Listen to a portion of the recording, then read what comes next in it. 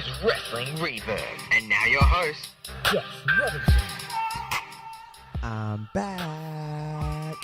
I apologize for the hesitation of telling everyone this last week, but of course, I had some technical difficulties last week, and my Raw and SmackDown recap shows got completely erased. All of my copies got erased. I tried to re-record it again, and my computer completely shut down on me. My microphone wasn't working. Nothing was working for me, so I just kind of let it go last week, and I was just like, it's not meant to be last week. We'll come back for Hell in a Cell.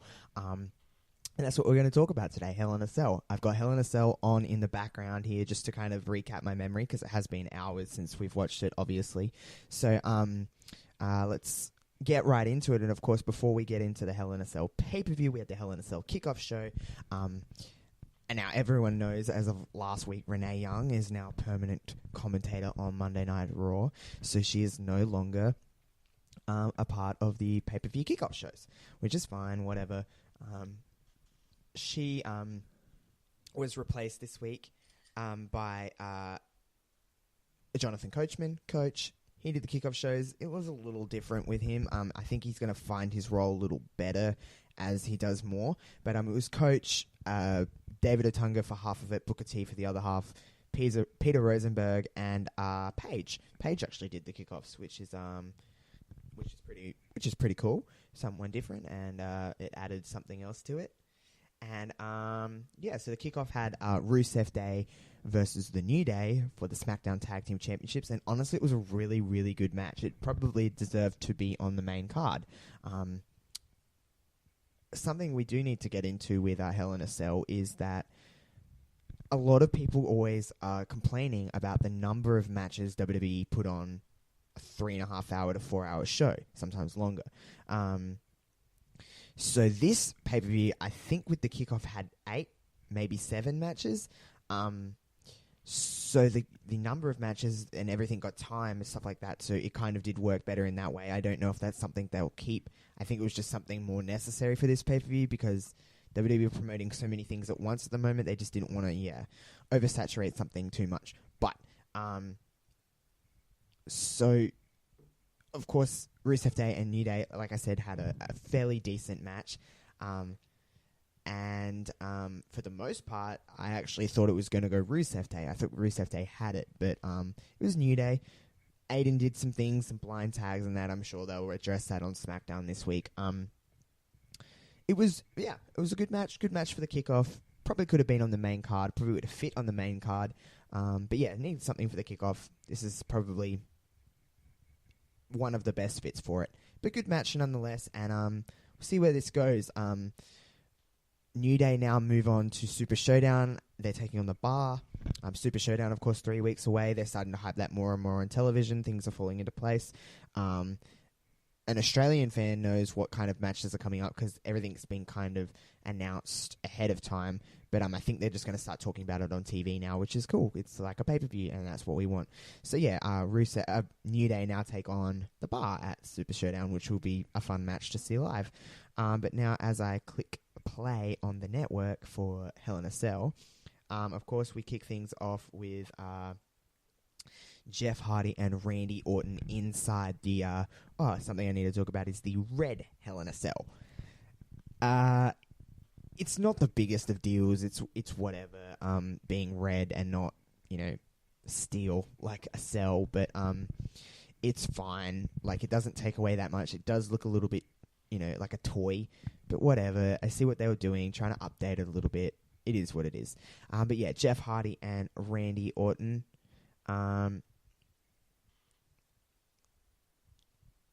It was exactly the kind of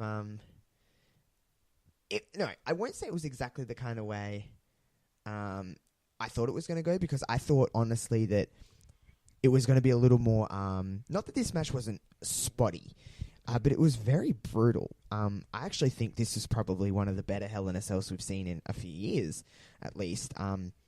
We know Jeff Hardy, or anyone that follows Jeff Hardy, his career and stuff like that, he's always said, on his wrestling bucket list, Hell in a Cell was one of them before he retires. And this was probably the perfect way. We had some great spots, a lot of weapons, ladders, tables, screwdrivers, everything in between. Before we get into all those kind of spots, I just say that Randy Orton, as I've said in many different episodes of Wrestling Reverb, he is just so much better in this heel role and stuff like that, and he is just really, really owning it. And this stuff with Jeff has actually been really, really good. SmackDown in general, as everyone who's is a listener of mine knows how much I love SmackDown, and knows how much I really am more involved with SmackDown than Raw. I watch both, I always will, but it's just a better show. And honestly, any of their rivalries on SmackDown could have probably been inside a cell. The fact they picked Jeff and Randy is fine by me. It probably deserved it the most, maybe with the exception of Styles and Joe, or even Becky and Charlotte. But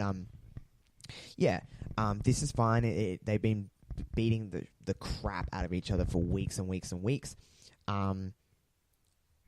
Randy is great. Randy always will be great. Jeff is someone that I love. Everybody kind of loves Jeff, and it's easy to gain sympathy for Jeff, so it's just the perfect kind of story. But as I skip in this match a little bit more, Jeff Hardy, I will say lately, he's had his moments in the past, since his comeback and stuff like that, where he's just looked gassed, he's looked hurt, he's looked everything, it doesn't look good for Jeff.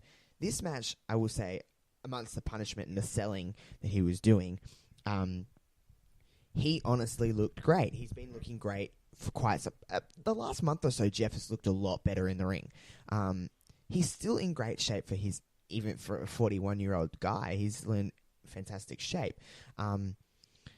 Him and Randy have, wrestled numerous times over the years and stuff like that, so it's not something that they're unfamiliar with each other or stuff like that. I really, really, really, really did enjoy this match.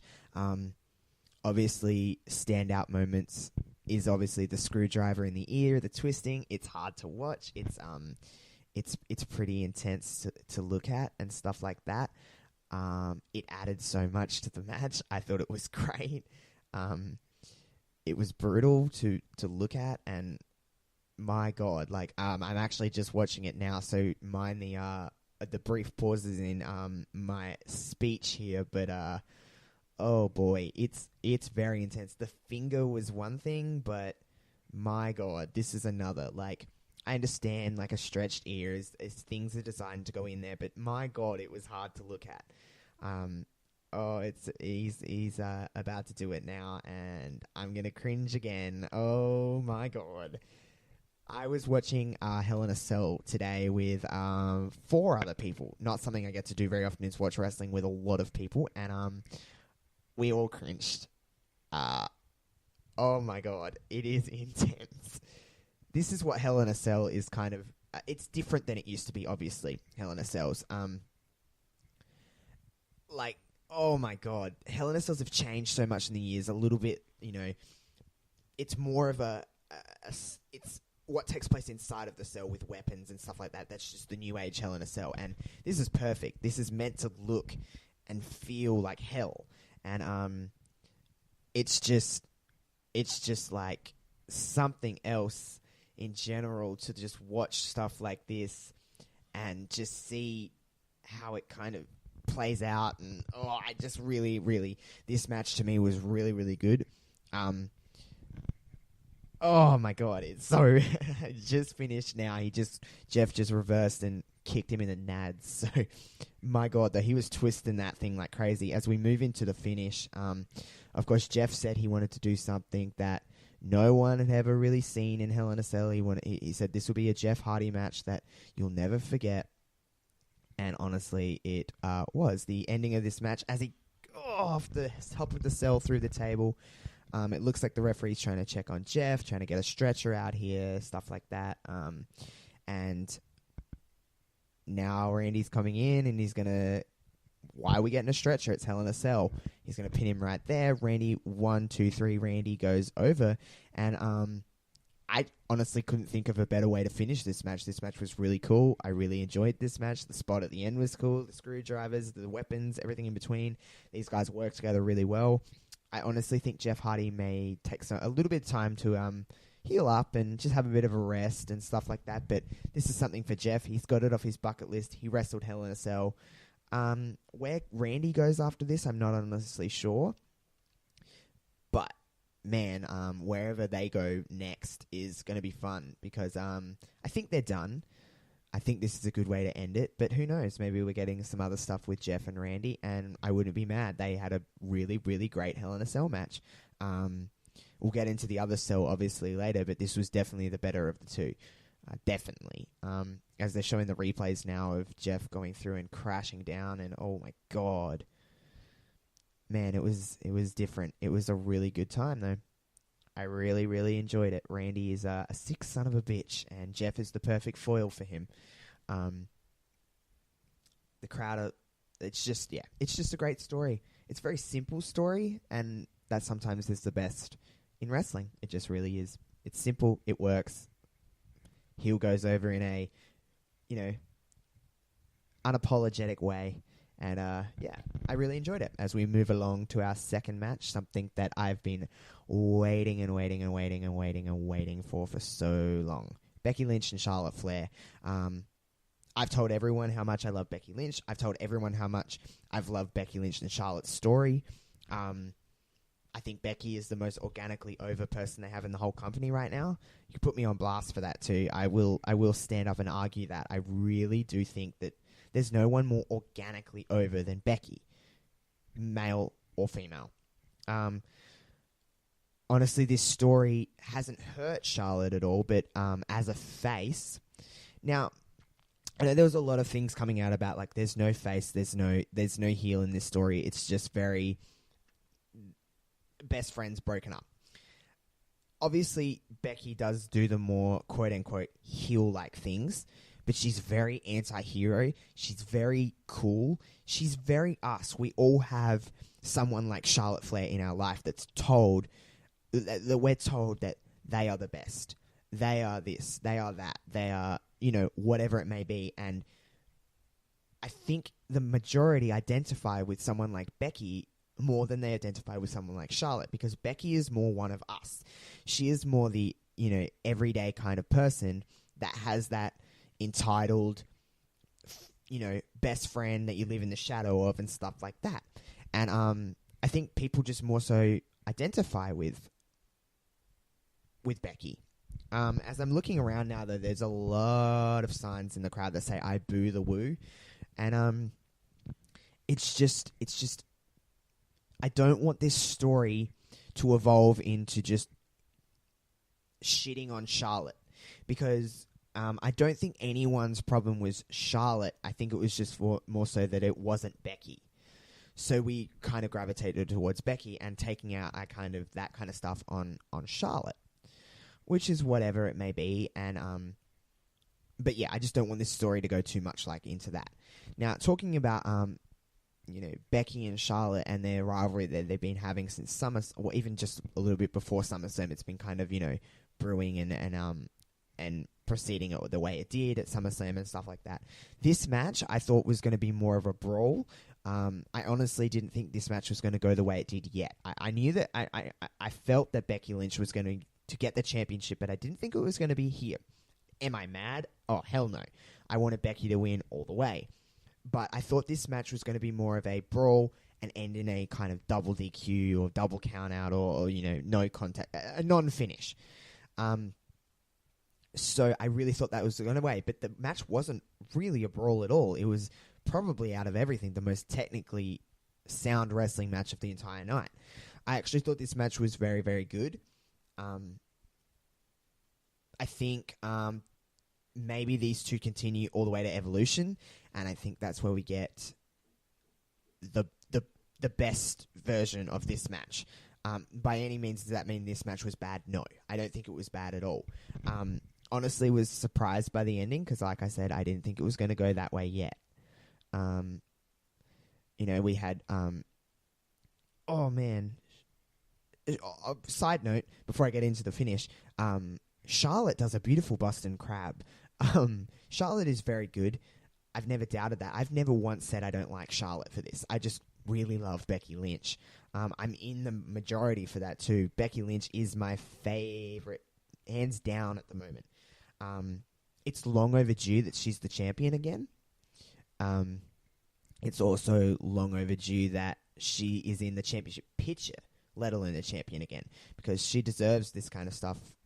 Becky's very good, and she's doing the work of her career right now. So I'm very much about Becky Lynch, and I'm glad she went over. Like I said, I didn't think it was going to be yet. I thought the match was really good. The ending was, I wouldn't say it was definitely not botched. I don't think they botched the ending. I just think it was more so meant to be an inside cradle or a small package or something like that. So, but it still, did its purpose. And, of course, as we go into after the roll-up and the 1, 2, 3 with the Becky Lynch going over, Charlotte goes up for a handshake, and I hear the words come out of Becky's mouth. Out of Becky's mouth, she says, "You're not going to take my moment from me." This was Becky Lynch's moment, to a huge ovation, by the way. There was a lot of boos for Charlotte. A lot of boos. So it's Becky's time. Now, their rematch actually got announced for Super Showdown in 3 weeks in Melbourne, which I will be at, as everyone knows.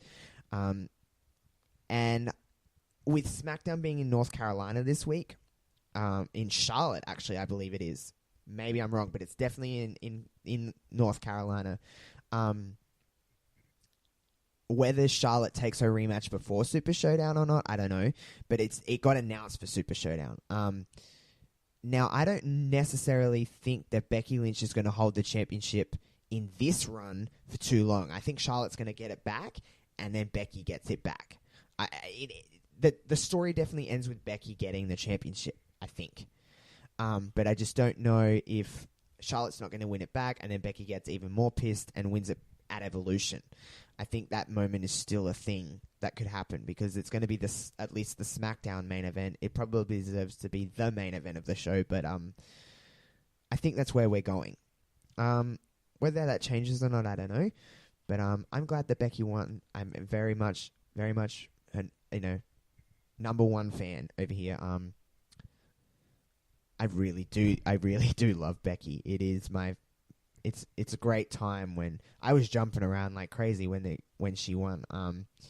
I had a couple of not non-Becky Lynch fans, just more so they like Charlotte, and they were more so on Charlotte's team. But I'm very pro Becky, and I'm glad she won. I'm excited to see SmackDown, and excited to see that happen. As we move into the Raw Tag Team Championship match, my good God, was this match good? As you would expect with Seth Rollins, Dean Ambrose, Drew McIntyre, and Dolph Ziggler, you knew that this match was going to be fairly decent. But how the Raw Tag Team division has changed since, looking at SummerSlam, you had the Revival versus the B Team. Now you have 2/3 of the Shield, and you got Drew McIntyre and Dolph Ziggler, who are the current Raw Tag Team champions. It's changed, and the level of just the level of intensity in this match, and just the work rate of this match. This was probably the match of the night, and that's on a night with 2 Hell in a Cell matches. It was just a very good tag team match. I love the finish. I love how Dolph and Drew kept the titles. I just really appreciated this match. Now, I'm not going to stick on this match for too long, because it's honestly so good that it would not do it justice to put it into words how good it was. It's just I'm thinking that obviously the Shield versus the trio of Braun, Dolph, and Drew continues. But this is very good. This is just a very good match. I'm kind of speechless when it comes to how good this match really kind of was. So please, if you haven't watched Hell in a Cell, at least watch this match, if anything, because this match is very, very good. But yeah, of course, Dolph and Drew go over. Great match, great finish. It was just fun. Just a fun match. As we move along to the SmackDown main event, the WWE Championship match.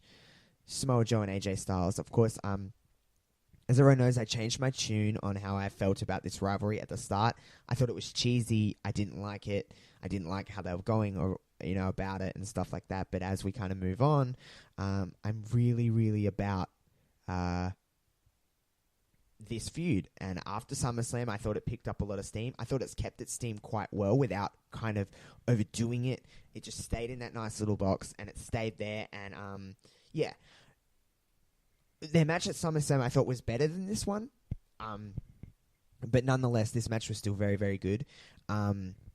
It was a very similar kind of pace and style to their match at SummerSlam. It was, and it was good because these two obviously can go. You've watched their TNA stuff and stuff like that. So, now as I head into the finish, obviously a little controversial.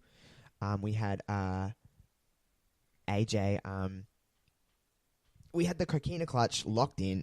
AJ kind of rolls back in and into a roll up, but just before the 3, tap, tap, tap, tap. AJ taps, but the camera didn't see it, the referee didn't see it until we seen the replays and stuff like that. So technically, Joe has a legitimate gripe to the WWE Championship. Now, Styles and Joe obviously is something that's continuing for a little bit further because later in the show, Joe goes on a big rant and goes to Paige and says that I'm the WWE Champion. And she agrees, that he did tap, so they're having a match at Super Showdown, and he wants a no DQ match, and Paige agrees, so they're getting another match out of this. Does this feud end with Joe winning the WWE Championship? I honestly think it doesn't. I think it's more AJ is a great feud that AJ needs with the WWE Championship because AJ hasn't, his stuff with Shinsuke was great, but it just kind of fizzled off, and then he went into fight Rusev and stuff like that, and something needed to pick up for him. This is the feud to do it, and it helps Joe, it helps Styles. Yeah, but I don't know if it happens, but hey, it could happen at Super Showdown. I'd love to see it live. I like both of these guys. I really do love AJ Styles, and Samoa Joe, for me, has never been one that I've been enamored with. I've never been in love with him, but his work in the last few months has been really, really top stuff. So I'm excited for these two. I'm excited to see where it goes. So yeah, we'll see how that goes at Super Showdown. As we move along, what is next on the? We've got the mixed tag team match. The Miz and Maurice versus Daniel Bryan and Brie Bella. Now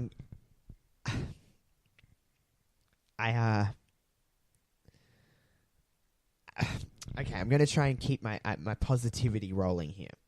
The first half of this show, up into Styles and Joe, I thought was a perfect show. I thought everything did its place quite well. But the second half of this show really took a dive, and it started with this. And I don't know if it was just my level of excitement went down, or if the show really did take a turn. But it's mixed tag matches. I actually really love. They can be fun. They can be very creative with the way they do things. This mixed tag match, I don't think was that good. It wasn't. It was more Miz and Bryan, which I expected because Maurice is 5 months post having a baby.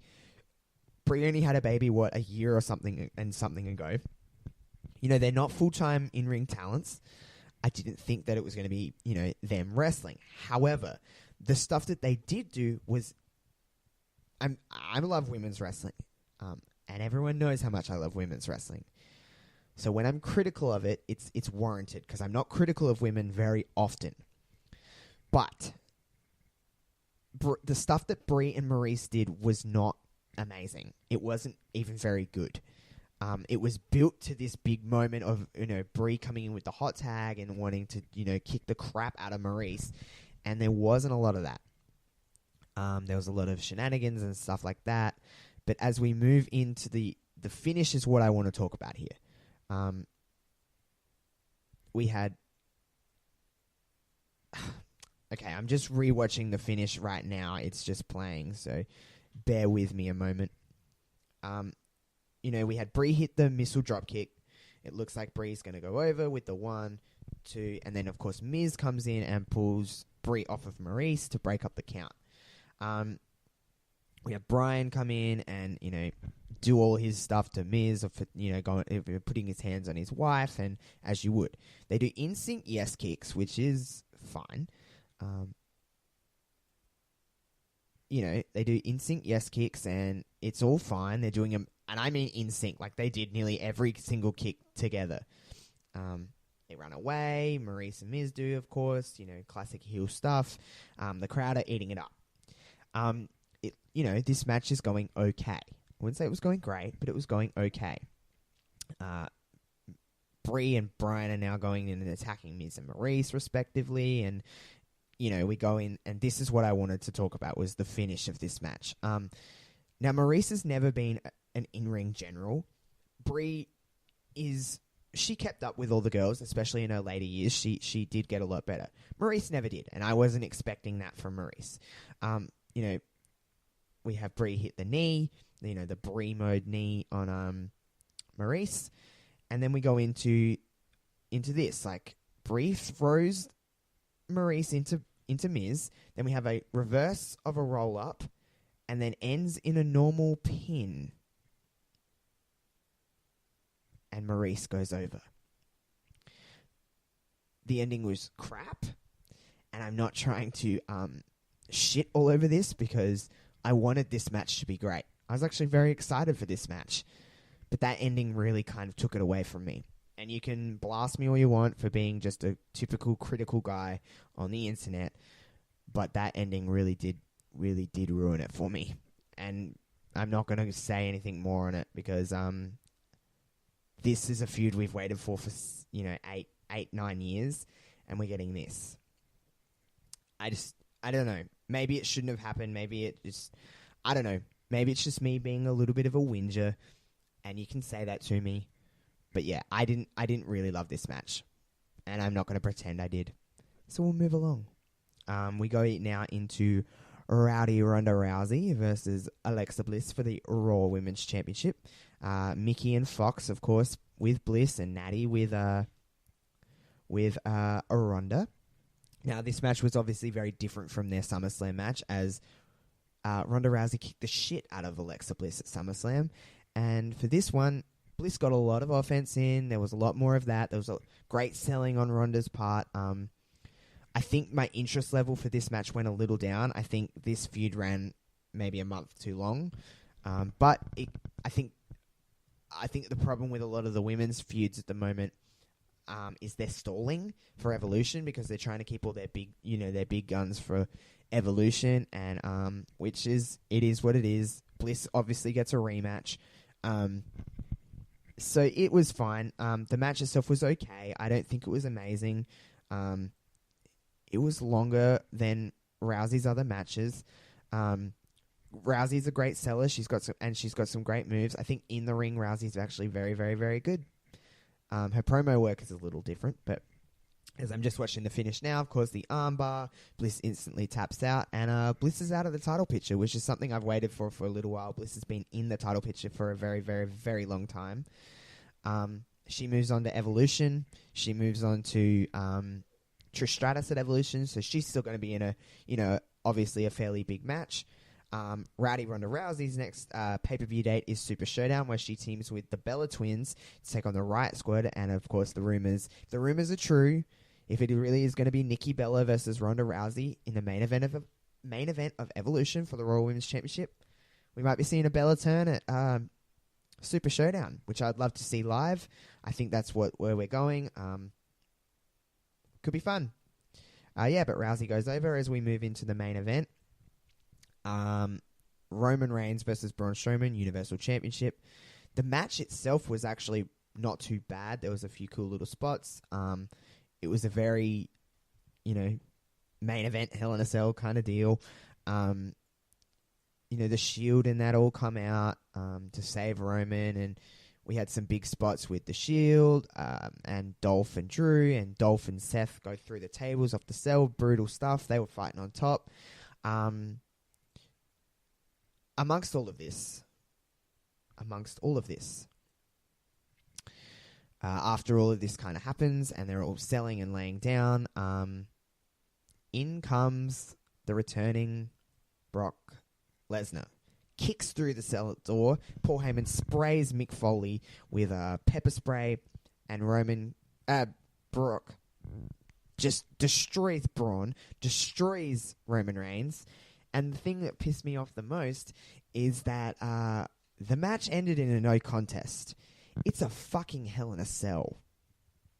Why is this bullshit ending in a no contest? It's not Brock. It's not anything. It's just, why did that finish happen? It's not any of the stuff that occurred to make it the finish. It's the fact that the finish was called a no contest. It's Hell in a Cell. It's meant to, literally end feuds. It's meant to...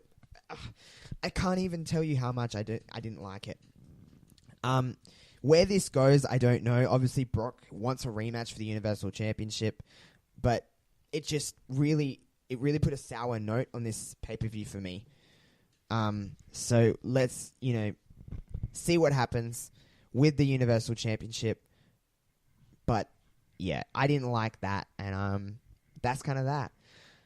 But anyway, that is Hell in a Cell in a nutshell. I honestly wasn't overly hyped for this pay-per-view, only because WWE are promoting 3 different shows at once with Evolution, Super Showdown, and Hell in a Cell. So there was a lot going on. I think their momentum did go a little down south since SummerSlam, but it's still, honestly, it was a better show than I thought it was going to be. The first half was really great, and then the last few matches I didn't fall in love with. But it was fun. Fun show. A lot of things to look forward to. Obviously, I'm going to Melbourne in a few weeks for Super Showdown, so I'm excited for that. I hope it's a big deal. I hope we get one every year, because I'll be there every single year. Evolution's coming up. Mae Young Classic has been great. The first 2 episodes have been amazing. I have absolutely loved the Mae Young Classic. It's probably my favorite thing of wrestling right now, in general. I love the Mae Young Classic. I'm excited for this week. I'll be back with SmackDown and Raw recap shows this week. So we're back to normal schedule, back to normal with everything like that. Got some exciting things planned for Wrestling Reverb, so keep an eye out on my social media pages. I put them all in the, you know my deal by now. Put them all in the thing. Promote this like crazy, as I normally do. But I will catch you next time. Bye.